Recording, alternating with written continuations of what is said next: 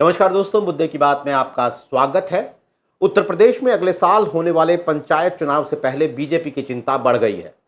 अपनी जमीनी हैसियत नापने का थर्मामीटर कहे जाने वाले पंचायत चुनाव की तैयारियों के बीच एनडीए के तमाम सहयोगी एकला चलो रे का ऐलान कर चुके हैं। बीजेपी के 3 प्रमुख सहयोगियों की अगर बात करें, जो कि अपना दल एस सोहेलदेव भारतीय समाज पार्टी और निषाद पार्टी हैं, उन्होंने अपने दम पर चुनाव लड़ने का ऐलान कर दिया है। अपना दल सोनेलाल की मुखिया अनुप्रिया पटेल केंद्र में मंत्री हैं। उनके पति आशीष पटेल यूपी सरकार में मंत्री हैं और उनकी पार्टी बीजेपी की सबसे यकीनी सहयोगी है। लेकिन पंचायत चुनाव वो अकेले लड़ने वाले हैं। ओम प्रकाश राजभर और संजय निषाद ने भी अकेले लड़ने का ऐलान किया है। तो इसका मतलब क्या निकलता है? वो ये कि बीजेपी जिन पिछड़ी और अति पिछड़ी जातियों की पार्टियों को अपने साथ लेकर एक गुलदस्ता बनाकर विधानसभा और लोकसभा में जाती है और एक ताकत का मुजाहरा पेश करती है, पंचायत चुनाव में वो पार्टियां बीजेपी के खिलाफ ताल ठोक रही होंगी। उनके अपने सहयोगी उन मुद्दों पर बीजेपी को घेर रहे होंगे शायद, जिन पर इंडिया गठबंधन यानी अखिलेश यादव या कांग्रेस की पार्टियां घेरती हैं।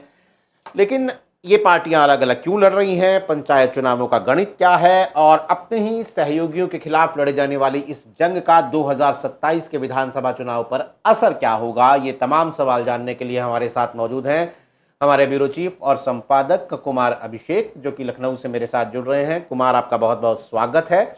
सबसे पहले मेरा सवाल आपसे यही है कि ओम प्रकाश राजभर ने भी कह दिया है, अनुप्रिया पटेल ने भी कह दिया है, संजय निषाद को लेकर भी रिपोर्ट्स हैं, तमाम पार्टियां अकेले लड़ रही हैं पंचायत चुनाव, जो कि अगले साल होने वाले हैं। तो बीजेपी की चिंता बढ़ गई है क्या? बीजेपी के खेमे में इसे लेकर सुगबुगाहट है और बीजेपी को किस तरह की मुश्किलात का सामना करना पड़ सकता है अपने ही सहयोगियों के खिलाफ लड़ने में? नीरज, देखिए, सबसे पहले तो ये चुनाव इस साल के अंत में यानी दिसंबर आखिर में या जनवरी में ये चुनाव होंगे। जनवरी फरवरी में, फरवरी एंड के पहले पंचायतों की नई नई रूपरेखा जो है सामने आ जाएगी। दूसरी बात यह है कि ये जो चुनाव है ये मतपत्रों से होंगे। कोई पंचायत चुनाव में वो ईवीएम का इस्तेमाल नहीं होता है। वोटिंग मशीन नहीं होती है। वोटिंग मशीन नहीं होती है और बकायदा उसकी शुरुआत, तैयारी भी शुरू हो चुकी है। चुनाव आयोग ने मतपेटियों के लिए टेंडर वगैरह भी कर दिया है। लेकिन ये जो चुनाव है, दरअसल ये सभी पार्टियों का जमीनी स्तर पर अपनी अपनी ताकत को आंकने का एक पैमाना माना जाता है। लाखों की तादाद में पार्टियों के कार्यकर्ता हैं, वर्कर्स हैं, और सभी की इच्छा सिर्फ यही नहीं होती कि विधानसभा में उनका विधायक जीत जाए, उनका सांसद जीत जाए, उनका मंत्री बन जाए, बल्कि छोटे चुनाव में सबकी इच्छा ये होती है कि वो खुद भी चुनाव में अपनी किस्मत आजमाए, अपना हाथ आजमाए। और ये ऐसे ही, या तो चुनाव पंचायत के चुनाव हो या फिर नगर निकाय के चुनाव हो, जिसमें सभी पार्टियों को कम से कम मौका मिलता है कि अपने कार्यकर्ताओं की जो भावनाएं हैं या फिर जिनके अंदर लड़ने की इच्छा है वो भी अपनी ताकत आजमाए। ये बात सही है कि अभी लगभग 6 7 महीने का वक्त बचा है, लेकिन सभी पार्टियों ने ये ऐलान कर दिया है। मुझे तो सिर्फ बीजेपी और उसके सहयोगी दल ही नहीं, कांग्रेस और समाजवादी पार्टी, कांग्रेस पार्टी ने भी लगभग ऐलान कर दिया है कि वो भी इंडिया गठबंधन के बजाय अलग लड़ेगी। तो ये सभी पार्टियां अलग लड़ेंगी, ये लगभग लगभग तय है और इसमें कोई नई बात भी नहीं है। पिछले चुनाव में भी अगर हम देखें तो बीजेपी के सहयोगियों ने बीजेपी के खिलाफ ही चुनाव लड़ा था। कोई सब अलग अलग ही चुनाव लड़े थे ज्यादातर। कुछ अपवाद हो सकते हैं, लेकिन ज्यादातर लोग सबने अलग अलग किस्मत। राजभर जो है वो बीजेपी के साथ थे नहीं, और फिर वो 2022 का चुनाव भी अखिलेश के साथ लड़े थे। यानी इतने सहयोगी नहीं थे जो बीजेपी को इस बार जिस तरह से सहयोगियों का जो गुलदस्ता है बीजेपी का। हाँ, नहीं, बिल्कुल ठीक बात है। और राजभर तो हमेशा बीजेपी के लिए सरदर्द बने ही रहे, चाहे वो साथ लड़े या फिर बीजेपी के खिलाफ लड़े। तो पिछले चुनाव में राजभर नहीं थे। पूर्वांचल में कुछ जिले ऐसे हैं, आप मऊ, गाजीपुर, इस तरह के जो आसपास, बलिया, ये सब जो जिले हैं, इसमें राजभर का और उनकी पार्टी का अच्छा प्रभाव माना जाता है। राजभर ने ऐलान कर दिया। हालांकि सबसे पहले अनुप्रिया पटेल ने ऐलान किया प्रयागराज में कि वो ये चुनाव अलग लड़ेंगी और अपने कार्यकर्ताओं को ज्यादा से ज्यादा लड़ाएंगी। लेकिन बीजेपी के लिए एक तरफ आप कहें कि सरदर्द भी है, क्योंकि ये तमाम जो बड़े नेता जो बीजेपी के लिए बैटिंग करते दिखाई देते हैं हर जगह, इस पंचायत चुनाव में कम से कम राजभर तो घूमेंगे ही। और राजभर जब घूमेंगे तो अपने प्रत्याशियों के लिए घूमेंगे। अब क्या वो बीजेपी की बुराई करेंगे क्या, या सिर्फ अपने प्रत्याशियों तक सीमित रहेंगे? अपने अगर एजेंडे को लेकर के बढ़ेंगे और चुनाव प्रचार करेंगे तो बीजेपी के खिलाफ उन्हें बोलना ही होगा। उसी तरीके से आप देखें तो अपना दल एस, जो कि अनुप्रिया पटेल की पार्टी है, उसने तो खुला ऐलान कर दिया है। तो एक तरफ अपने कार्यकर्ताओं को संतुष्ट करने के लिए, अपने कार्यकर्ताओं की जो महत्वाकांक्षा है उन महत्वाकांक्षाओं को कहीं ना कहीं इस चुनाव के माध्यम से पूरा करने के लिए ये तो तमाम पार्टियां करेंगी। इसी तरीके से अगर आप आरएलडी को देखें तो आरएलडी पे चाहे जितना भी आप मुस्लिम उनके खिलाफ हो रहे हो या उनसे नाराजगी हो, लेकिन इस पंचायत चुनाव को देखते हुए बहुत सारे मुसलमानों को ज्वाइन भी करा रही है, वो भी अलग लड़ने के मूड में। और बिल्कुल ऐलान भी कर दिया है कि वो भी अलग लड़ेंगे। तो सारी पार्टियों के लिए एक तरफ सरदर्द है, तो दूसरी तरफ ये भी बात सही है नीरज की ये जो पार्टियां हैं, जब जितने कम अगर गठबंधन नहीं होगा तो बीजेपी के उतने ज्यादा से ज्यादा कार्यकर्ता चुनाव लड़ेंगे। तो बीजेपी को लगता है कि इसी बहाने हमारे कार्यकर्ता चुनाव लड़ेंगे। तो ये दोनों हाथों में लड्डू जैसा है। बीजेपी का अगर पिछला आप रिकॉर्ड देख लें चुनाव का, तो बीजेपी ने बहुत सारी सीटें तो अनअपोज्ड जीती हैं। और कहा जाए तो बीजेपी इकलौती ऐसी पार्टी रही जिसने लगभग जहां जहां मौका मिला अपने पार्टी चिन्ह और पार्टी के झंडे पर उसने चुनाव लड़ा था। और बड़ी पार्टी होने के नाते, सत्ता में होने के नाते उसको इसका फायदा भी बहुत मिला था। तो बीजेपी बहुत लैंडस्लाइड जीती है। अब देखना यह है कि इस बार क्या वो परफॉर्मेंस दोहरा पाती है, जब उसके सारे समर्थक, सारे उसके जो अलाइज हैं वो अलग चुनाव लड़ते हैं। तो उस स्थिति में बीजेपी इंपॉर्टेंट है। लेकिन मुझे लगता है बीजेपी भी अंदर अंदर खुश है इस बात को लेकर के कि बेशक सारे पार्टियां, सारे उनके घटक दल है, वो उन्होंने ऐलान कर दिया है कि वो अलग लड़ेंगे, तो बीजेपी के पास कम से कम अब अपने लोगों के लिए ज्यादा से ज्यादा सीटें होंगी जिस पर वो अपने कार्यकर्ताओं, अपने पदाधिकारियों को चुनाव लड़ाएगी। लेकिन शायद इंटरेस्टिंग बात कुमार ये है कि ओम प्रकाश राजभर इस बार यूपी सरकार में मंत्री हैं। पिछली बार वो बीजेपी के साथ थे नहीं, वो शिवपाल यादव के साथ थे, या कम से कम 2022 का चुनाव भी वो अखिलेश यादव के साथ लड़े थे, यानी वो बीजेपी के सहयोगी तो कम से कम नहीं थे। अनुप्रिया पटेल को भी मेरे ख्याल से पंचायत चुनाव के बाद 2021 में यानी 2024 के चुनावों के मद्देनजर केंद्र में दोबारा मंत्री बनाया गया था। लेकिन इस बार वो केंद्र में मंत्री हैं, उनके पति भी जो है वो योगी सरकार में मंत्री हैं। तो इस नज़रिए से हम ये कह सकते हैं कि शायद जिसे अंग्रेजी में कहें तो these allies are more closer to BJP this time, वो बीजेपी के ज़्यादा नज़दीक हैं। और ऐसे इस नज़रिए से क्या आपको नहीं लगता कि वोटर के नज़रिए से अगर देखें तो विपक्ष जो है वो ये नैरेटिव बनाने की कोशिश करेगा, देखिए मौका देखकर ये अलग अलग लड़ लेते हैं, मौका देखकर एक साथ हो जाते हैं? नहीं, ये नैरेटिव तो विपक्ष बनाएगा, इसमें कहीं कोई दो राय नहीं है, और विपक्ष को कुछ फायदा भी होगा। मैं इसलिए है क्योंकि एक यूनाइटेड बीजेपी या फिर बीजेपी का जो एक गुलदस्ता है बड़े नेताओं का कॉम्बिनेशन, अगर इसी मिर्जापुर में बीजेपी के भी नेता प्रचार करेंगे, इसी मिर्जापुर में अनुप्रिया पटेल भी प्रचार करेंगी, तो वोटर तो कंफ्यूज रहेगा भाई। जो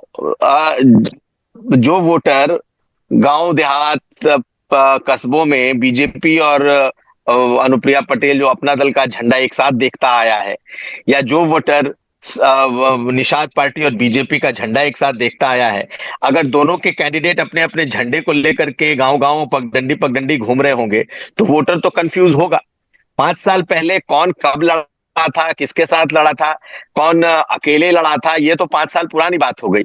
लेकिन बीजेपी का एक इंक्लूसिव पॉलिटिक्स का जो दावा करती रहती है कि भाई हम लोग बिल्कुल हर जगह साथ हैं, जब यहाँ पर उनके कैंडिडेट और उनके चुनाव प्रचारक अलग अलग आएंगे और चुनाव प्रचार करेंगे, तो निश्चित तौर पर बीजेपी को इस पे ज्यादा मेहनत करनी पड़ेगी, ये समझाना पड़ेगा कि भाई ये चुनाव ऐसा है जिसको हम अपने कार्यकर्ताओं के लिए लड़ रहे हैं। क्योंकि इसमें एक चीज और तय होगा कि किस पॉकेट में कौन ज्यादा मजबूत है। बीजेपी क्या बलिया में, बीजेपी क्या मऊ में, जहां पर अगर आप देखें तो राजभर वोटरों की तादाद बहुत ज्यादा है, बहुत सारे पॉकेट्स ऐसे हैं जिसमें कई गांव के गांव आपको राजभरों के गांव होंगे या फिर इनके समर्थकों के गांव होंगे। क्या बीजेपी वहां पर कुछ कर पाएगी? क्या अपना दल एस, जिसको कि जो कि प्रतापगढ़, कानपुर से लेकर के प्रयागराज और मिर्जापुर तक जिसका अपना बेस माना जाता है, उन इलाकों में जौनपुर, वाराणसी, उन इलाकों में बीजेपी और अपना दल एस के जब लोग चुनाव लड़ेंगे, हालांकि उनके गांव की बात होगी क्योंकि नगर निकाय नहीं है इसलिए शहरों से दूर होगा चुनाव, तो उन जगहों पर क्या बीजेपी उनको टक्कर दे पाएगी, बीजेपी जीत पाएगी?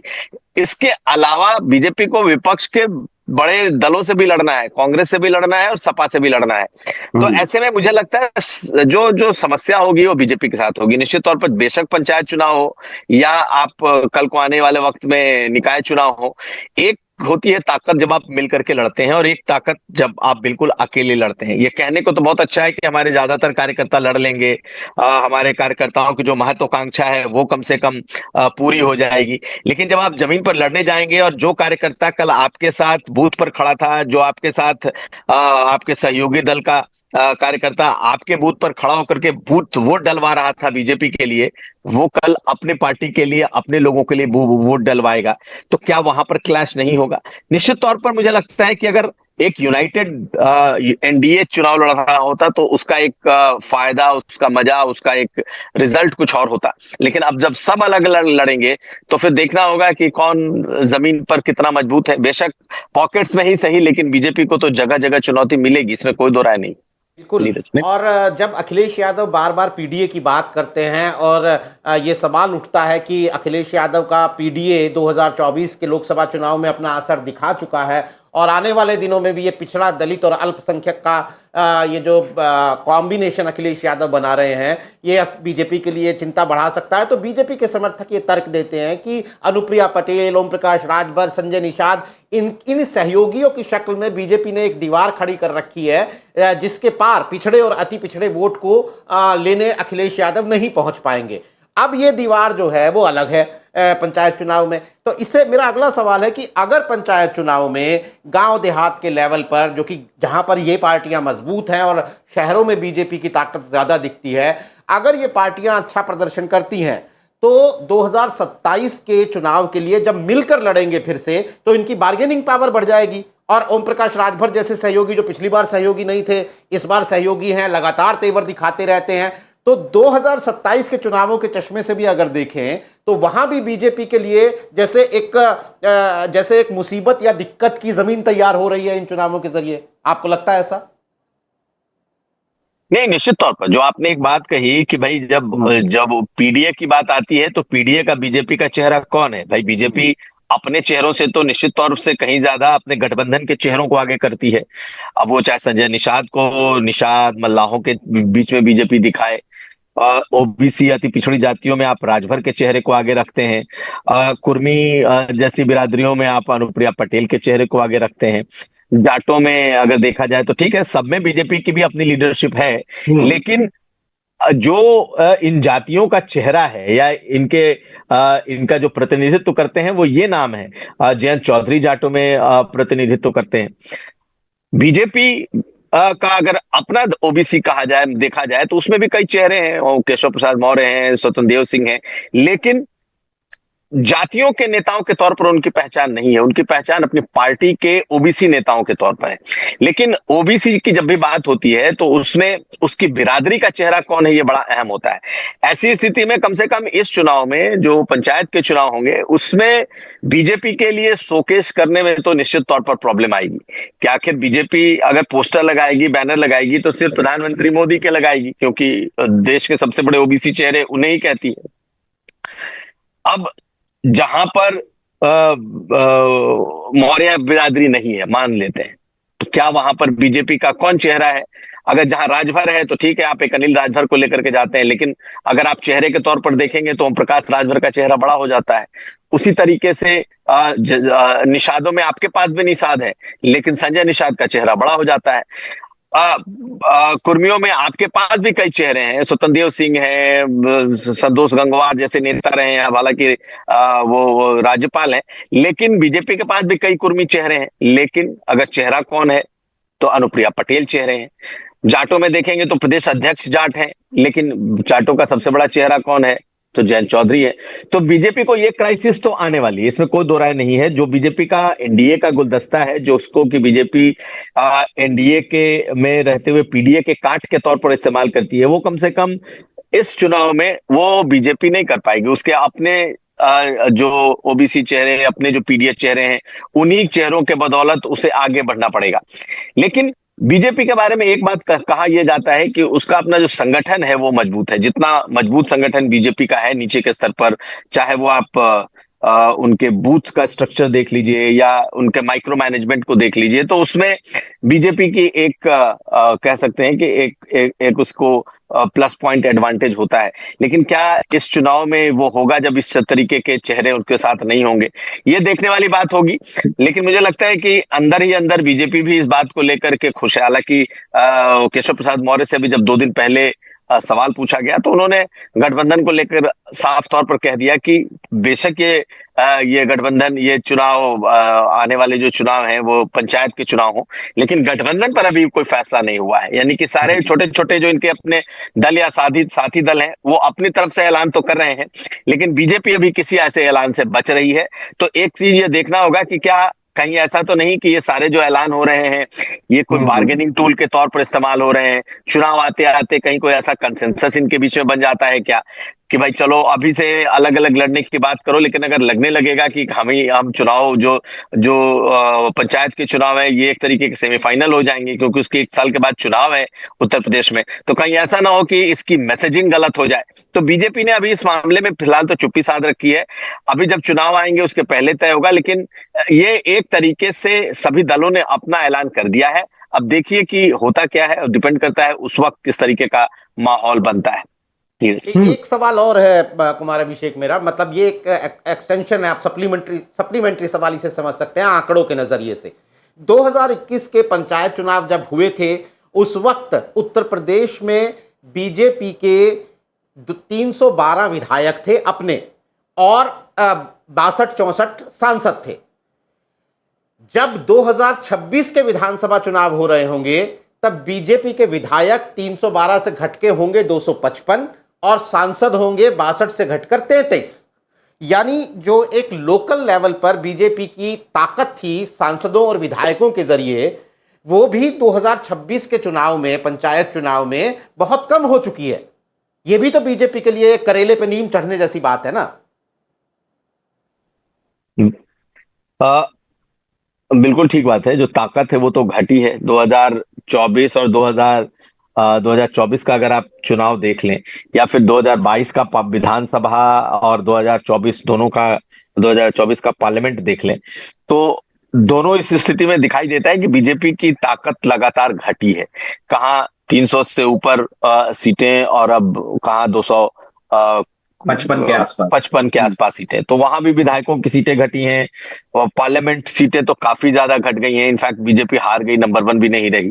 तो इसका असर तो होगा, और ये असर होगा, इसमें कोई दो राय नहीं है। और इसीलिए अगर आप देखें तो समाजवादी पार्टी इस मामले में अपबीट है। लेकिन वहां भी देखना होगा कि क्या समाजवादी पार्टी और कांग्रेस साथ लड़ते हैं या नहीं।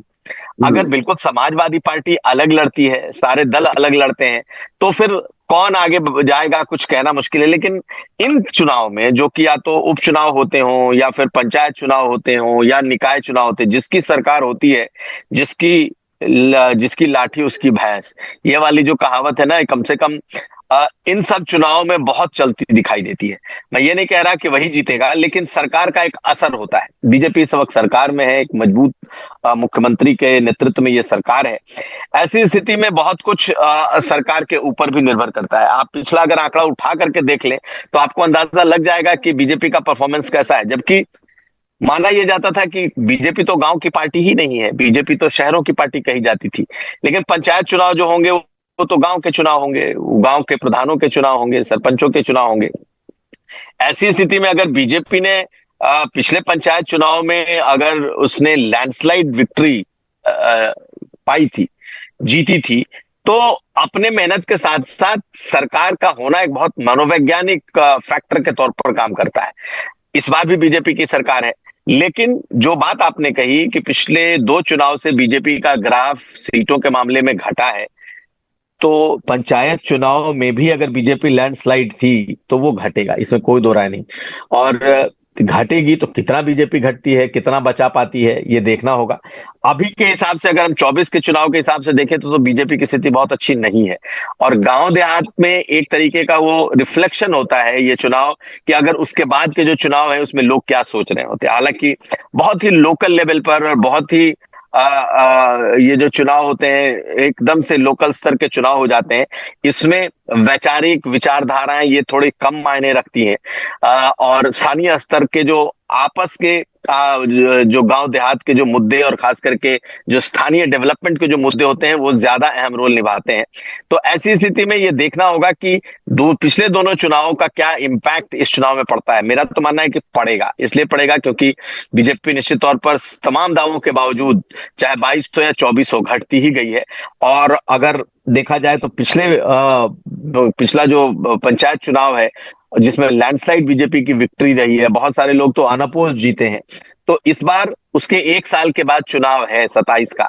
ऐसी स्थिति में ये देखना कि क्या जो लोग हैं वो रेजिस्ट करते हैं, क्या वो सचमुच सरकार बदलने के मूड में है, क्या वो सचमुच जो वो सोच रहे हैं कि 10 साल इस सरकार के हो गए हैं उसका रिफ्लेक्शन दिखता है। तो बहुत सारी चीजें हैं नीरज जो कि मुझे लगता है कि इस पंचायत चुनाव के माध्यम से दिखाई दे जाएंगी। लेकिन बीजेपी का लगातार गिरता ग्राफ आंकड़ों के हिसाब से देखें तो कोई बहुत उत्साहवर्धक नहीं दिखता इस पंचायत चुनाव के लिए भी, नीरज। कुमार, आप बिल्कुल सही कह रहे हैं। लेकिन मैं अपने दर्शकों की क्लैरिटी के लिए स्पष्ट कर दूं कि जिला पंचायत अध्यक्ष जो होते हैं उत्तर प्रदेश में 75 हैं, उसमें से 67 बीजेपी के पास हैं। यानी कि बिल्कुल वो लैंडस्लाइड विक्ट्री है। लेकिन उनके लिए वोट करते हैं, उनके लिए डायरेक्ट वोट नहीं होता, उनके लिए वोट करते हैं जिला पंचायत सदस्य जिन्हें लोग चुनते हैं। तो जिला पंचायत सदस्य जो हैं वो बीजेपी के भी लगभग 750 थे और समाजवादी पार्टी के भी 750 प्लस थे। लेकिन जब उन जिला पंचायत सदस्यों ने जिला पंचायत अध्यक्ष के लिए अपने अपने चुनाव किया तो वहां जबरदस्त तोड़फोड़ हुई और वो बीजेपी के पक्ष में पूरा का पूरा नतीजा चला गया। वही वो बहुत इंपॉर्टेंट होगा क्योंकि उस वक्त बीजेपी के सांसदों की संख्या भी ज्यादा थी, बीजेपी के विधायकों की संख्या भी ज्यादा थी। और जो ये ओम प्रकाश राजभर जैसे सहयोगी दल हैं उस वक्त बीजेपी के सहयोगी नहीं थे। शिवपाल यादव भी मुझे लगता है कि उस वक्त अखिलेश यादव के साथ नहीं थे। तो ये तमाम चीजें हैं जो इस बार के पंचायत चुनाव को काफी महत्वपूर्ण बना दे रही हैं। और अगर हम 2027 के चुनाव को इतनी बेसब्री से उसका इंतजार कर रहे हैं और उसकी तरफ नजरें जमाए हुए हैं सभी लोग, तो उससे पहले 2026 का ये चुनाव एक बड़ा नैरेटिव सेट करेगा। और चूंकि अपनी हैट्रिक के लिए योगी आदित्यनाथ 2027 के चुनाव में जाने वाले हैं, इसलिए ये और भी महत्वपूर्ण हो जाता है कि वो उससे पहले होने वाली तमाम जो उनके इम्तिहान हैं उन पे कैसा प्रदर्शन करते हैं और फिर फाइनल इम्तिहान के लिए जाएंगे तो वो कैसी तैयारी होगी। बहुत महत्वपूर्ण चुनाव हैं उत्तर प्रदेश में 2027। अभी 17-18 महीने दूर लग रहा है वो चुनाव। ये चुनाव पंचायत चुनाव भी 5-6 महीने दूर लग रहा है। लेकिन हर दिन जिस तरह की डेवलपमेंट्स हो रही हैं वो इन चुनावों को लेकर लोगों की बेसब्री, उत्सुकता बढ़ा रही है। इसलिए हमारी नज़र हर दिन लगातार इन चुनावों पर बनी रहेगी, तमाम पॉलिटिकल डेवलपमेंट्स पर बनी रहेगी और हम ये नापने, ये तोलने की कोशिश करते रहेंगे कि आखिर 2027 में उत्तर प्रदेश में सरकार किसकी बनेगी। आज हमारे साथ कार्यक्रम में शिरकत करने के लिए, ये तमाम मुद्दे समझाने के लिए कुमार अभिषेक आपका बहुत बहुत शुक्रिया। तमाम दर्शकों का आभार। नमस्कार।